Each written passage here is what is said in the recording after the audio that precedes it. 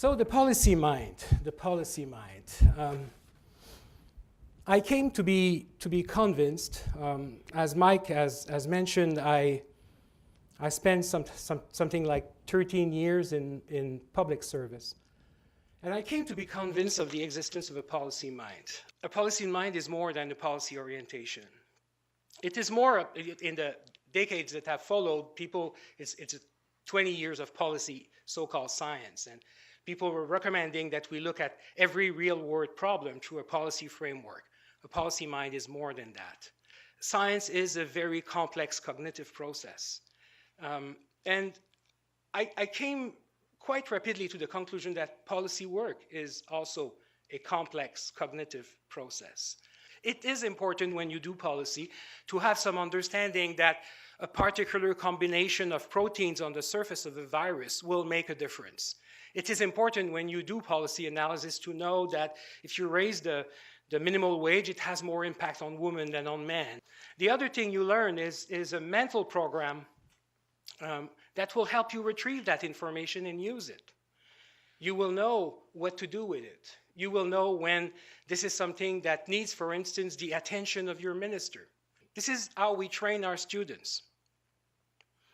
We train our students by getting them, we do that all over the world in program of public policy. We let them acquire a certain number of tools. We let them acquire a substantial understanding of an area of expertise, education, environment, health, and so on. And then we create drills for them so that they start understanding how they use those tools when and the information they have acquired to actually address problem. The policy mind is not a machine. The policy mind is made of this expertise that you have acquired during your training, but it's also made from this thing that is much more difficult to define, and that we call judgment. Public policy is whatever government chooses to do or not to do. It's not also a very good definition because policy is much more than about a single choice. Sometimes it's about not making choice at all.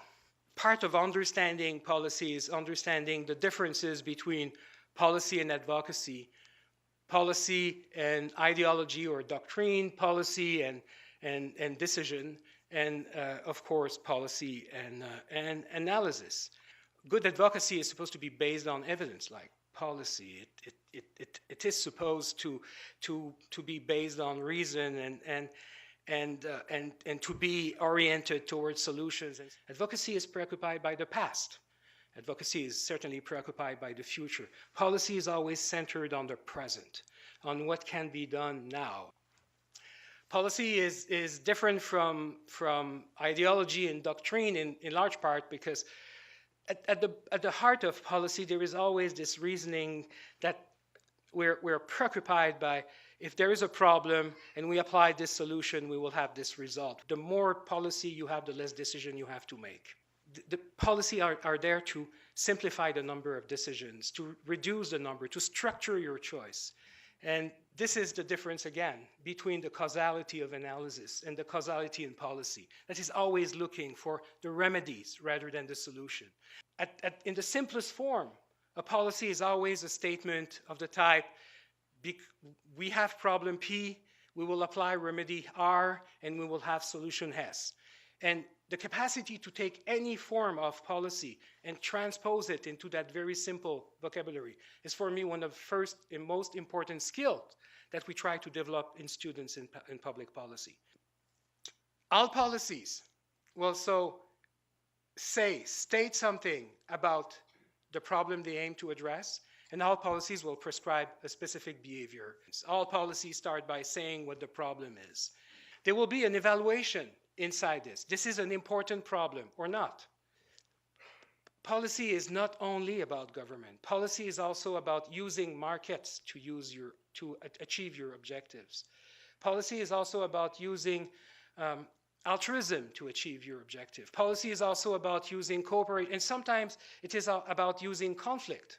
So what is policy? Policy is a message about the message. The policy mix that will come, the policy mix will include a certain number of instruments, but not others, and that the proportion between those instruments will vary. It will vary in time because some things will work and some things will not. At some point, you will decide that care that is provided for free is not working anymore, and that you need to have other form of support for this.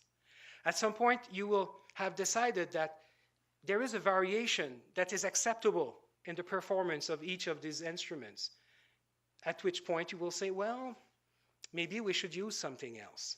And flexibility is the real answer to complexity. Bad policy, complex solutions to complex problems. Good policies, complex problems, flexibility on the other hand. And I think this is the first blooming of a policy mind. It's this moment where you start seeing a problem in its full complexity, when you don't jump immediately on a solution. There is no superhero in policy. It is always a collective process. It is always a team process. It is always a collective intellectual working and trying to achieve an understanding of the issue. You have always, and I think I have insisted on this since the beginning, to introduce pressing and expedient remedies to the solution. This is what makes the difference between policy and something else. It's clear, we resent the sloppiness of politics. Everybody in policy will always think of politics as the end of policy, but it is not. Politics is the continuation of policy by other means. And my conclusion, so we're a school of public health, and it's very clear we need to train advocates. We need to train people that will campaign for the adoption of evidence-based solutions. We need to train analysts because we need to train people that will invest their life and their best brains into the understanding of the deeper causes of the issues. I am not opposed, you see how the way it is phrased, I am not opposed to welcoming politicians and decision makers. I plead that we put ourselves at the developing policy mind as well. I need company. Thank you very much for your patience and attention.